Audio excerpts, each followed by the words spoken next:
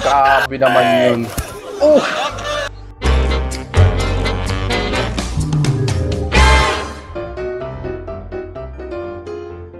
So what's up sa inyo? Welcome back sa another video. So ito naman, talagang nagtataka ko sa nakita kong video sa YouTube na hindi ko alam kung anong klaseng laro to ng kalapate. Okay? Hindi ko na masyadong i-explain. Gusto ko na lang makita nyo kung ano talaga to. And sabihin nyo sa akin, mag-comment kayo kasi lahat ng mga videos nila is hindi ko maintindihan. Thailand or Vietnam, Indonesia, hindi ko talaga alam, hindi ko maintindihan.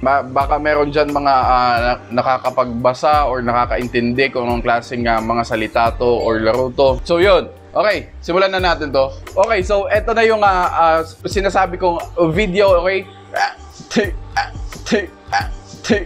Based sa title nito, Tokikan Super Kenkan Merpati Kulong Loros Arajam.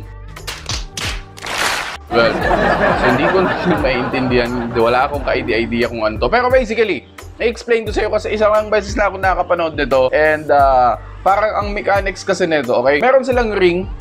Meron silang malaking square na kailangan dun lumanding yung kalapate. And sa amin kasi, sa probinsya, ang tawag namin is kapag nalapit yung kalapate, lalo na pag may itlog, is nalabing. Okay, nalabing siya.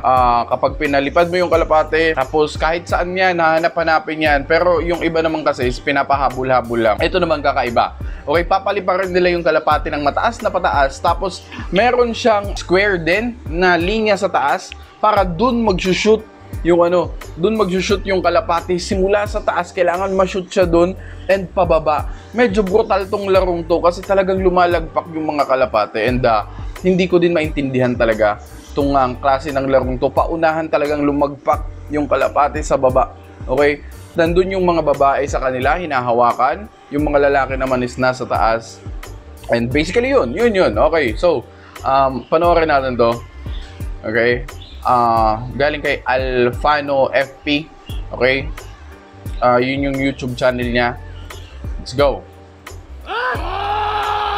So, ayun Diyan sa puntong yan, is nakita na nila yung kalapate tapos tinatawag na nila. Okay? Para lumapit talaga kagad. As in, paunahan talaga to. Pag pahina-hina ka dito ng tawag, hindi ka narinig, wala na. Maliit yung chance mong manalo. Tingnan nyo naman, oh. Boom! Grabe! Nakita nyo ba yung bagsak na yun? Diba? Do you think talagang okay lang yun sa kalapate? Although nilalagyan nila ng, hindi ko alam kung buhangin yan, buhangin ata yan na medyo pinataas nila para hindi masyado. Pero imaginein mo, parang magsa-somersault talaga sa taas tapos dyan sa buhanginan na yan. And nakita nyo yung bounce ng kalapate. Okay, so ito pa, meron pang isa.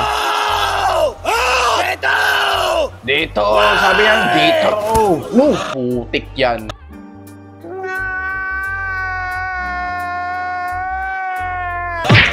Grabe naman yun.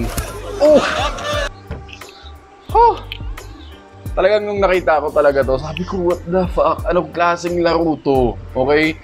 Although sabihin na lang natin, hindi naman deadly. Sabihin natin hindi deadly, pero tingnan natin, wala bang nai-injure na kalapate dyan, di ba? Imagine niyo yung ganong klaseng bagsak. Wala! Di ba? I mean, hello? Ano ka? Nandun na tayo, nakita na natin yung mechanics na kailangan paunahan. Pero, napakasaklap naman talaga yung dinadanas nila, no? Para ganun. Para sa ganung laro. Okay, meron ba itong iba? Tingnan natin. Boom! Grabe! Oh? Bang!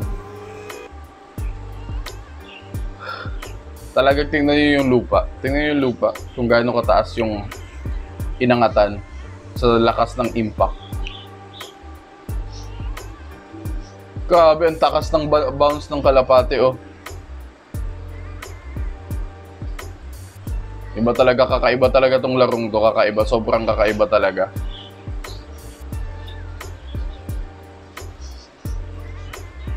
Oh.